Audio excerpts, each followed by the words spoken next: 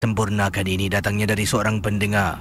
Beliau adalah seorang pendengar Singapura dan waktu kejadian ini berlaku beliau tinggal bersama dengan ibunya di kampung di Johor Bahru.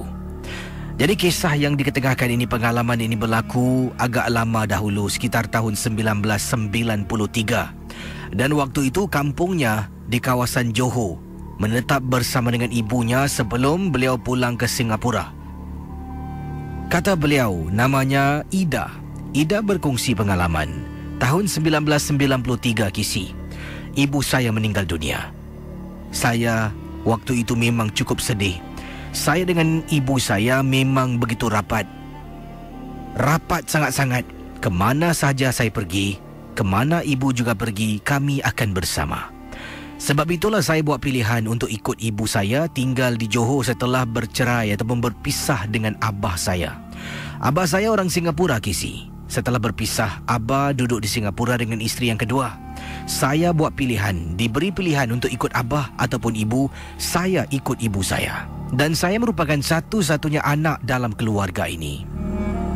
Ibu kembali ke Malaysia, tinggal di kampung, rumah kampungnya yang dah wujud agak lama dahulu. Saya tinggal bersama dengan ibu. 1993 ibu saya meninggal dunia. Hidup saya gelap, tanpa mentari. Kisi, setelah mayat dikebumikan, saya tak dapat lupakan Kisi. Saya teringat-ingat lagi tentang ibu saya yang rapat dengan saya. Malah bila saudara mara dapat tahu, waktu itu saya masih muda lagi, belum berumah tangga. Makcik-makcik saya termasuklah abah saya bertanya pada saya, inginkah saya kembali ke Singapura tinggal bersama dengan dia? Malah saya kata saya belum boleh beri jawapan sebab banyak kenangan dalam rumah kampung ni, Kisi. Jadi setelah semua dah balik, saya duduk di rumah itu untuk beberapa bulan sebelum pindah ke Singapura. Saat saya duduk rumah tu, Kisi, siang malam saya menangis kesedihan. Saya tidur dalam bilik ibu, baring di atas katil ibu, dan saya seringkali mengingatkan kenangan bersama dengan arwah ibu saya. Teman-teman misteri jam 12. Kata Ida, akhirnya saya dengan tidak berfikir panjang berjumpa dengan salah seorang dukun yang tinggal berdekatan dengan kampung saya. Saya minta bantuan dukun tersebut. Saya kata padanya, saya nak jumpa ibu saya buat kali terakhir, boleh tak tolong? Saya betul-betul nak jumpa. Dipendekkan cerita, dukun itu telah pun membantu saya, memberikan saya sejenis bungkusan yang diikat, yang dililit dengan kain warna hitam. Katanya bungkusan itu hendaklah saya letakkan di atas tingkap bilik tidur saya. Dan setiap malam untuk beberapa hari saya menantikan kehadiran ibu saya yang tak sampai-sampai. Kisi, bayangkan, dah 5 hari saya letak barang tu atas tingkap, tak nampak arwah ibu kembali. Kata Ida, saya kembali ke rumah dukun tersebut dan serang dukun tu marah. Awak janji saya, awak cakap mak saya boleh datang balik. Saya dah letak barang tu, mana dia? Saya marah, Kisi. Dukun tu tengok saya, awak mesti bersabar. Benda macam ni tak boleh paksa. Kalau dia datang, nanti kau akan rasakan. Jadi, bila saya nak keluar daripada pintu rumah dukun, Ida, nanti sekejap, sini. Saya pusing belakang dan tanya, engkau betul nak jumpa ibu engkau dalam apa jua bentuk pun? Yelah. Saya mula menangis. Tersedu-sedu menangis dibuatnya bila mengatakan saya benar-benar nak jumpa ibu saya.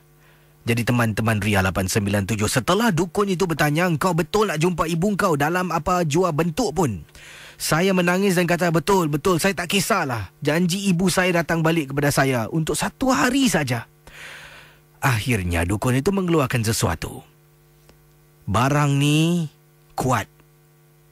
Kalau engkau belum bersedia, engkau jangan taruh. Saya dah bersedia, kata Ida kepada dukun tersebut. Saya membayar dukun itu pengeras, kemudian mengambil barang tu terus pulang ke rumah. Sampai rumah, Kisi, barang yang dukun berikan pada saya, patut barang tu dukun menasihatkan saya. Barang yang pertama, kain hitam tu, saya kena buang. Saya kena buang barulah boleh taruh yang kedua. Kalau tidak akan jadi satu gangguan. Saya ni pula bila dah sampai rumah, Casey, perasaan syaitan dah menguasai minda. Kain yang dibungkus yang kedua ni saya letak atas di tingkap, dan sebelah kain yang dibungkus beberapa hari saya dapat yang lalu tidak saya buang, saya terlupa, Casey. Saya pun letak kedua-duanya. Bayangkan teman-teman misteri jam 12.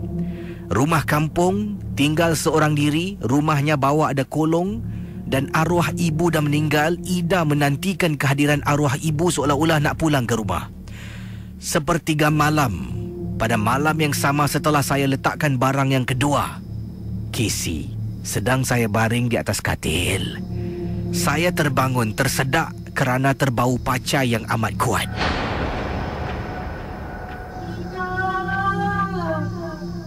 Ida,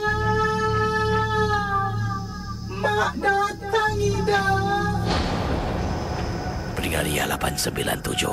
Ida memberitahu terdengar suara ibu mengatakan, Ida, Mak datang, Ida. Saya tengok di luar tingkap, tak ada apa-apa pun. Dari mana datang suara tu? Kemudian saya rasa macam dalam rumah saya. Maklumlah, Casey, rumah kayu, rumah papan. Orang lari kita boleh rasakan. Ada orang lari dalam rumah, Casey. Saya terus keluar dari bilik, tak nampak apa-apa. Sesaat sedang saya berdiri, alangkah terperanjatnya, Casey.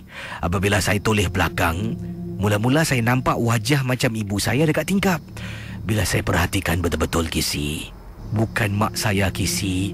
Wajah langsung tak sama, tapi hantu penanggal ada di tingkap bilik saya.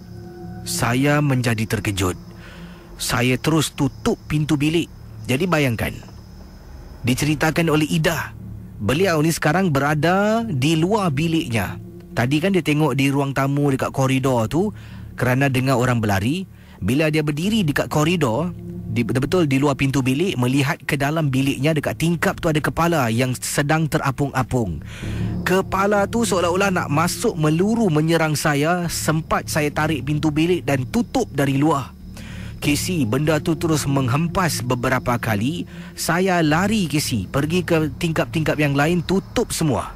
Dan bayangkan teman-teman misteri jam 12. Setelah kejadian gangguan makhluk penanggal inilah, Ida buat keputusan untuk berpindah kembali ke Singapura. Casey, bila saya teringat kembali, memang menyeramkan, Casey. Dan saya juga terlupa nak buang barang yang pertama. Sebab itulah gangguan lain yang datang. Sampai ke saat ini saya tak dapat jumpa arwah ibu buat kali terakhir dengan bantuan dukun yang tidak berguna itu. Terima kasih dan juga selamat tengah malam, Casey. Kisah-kisah yang anda dengar merupakan misteri jam 12. Tidak ada sesiapa yang boleh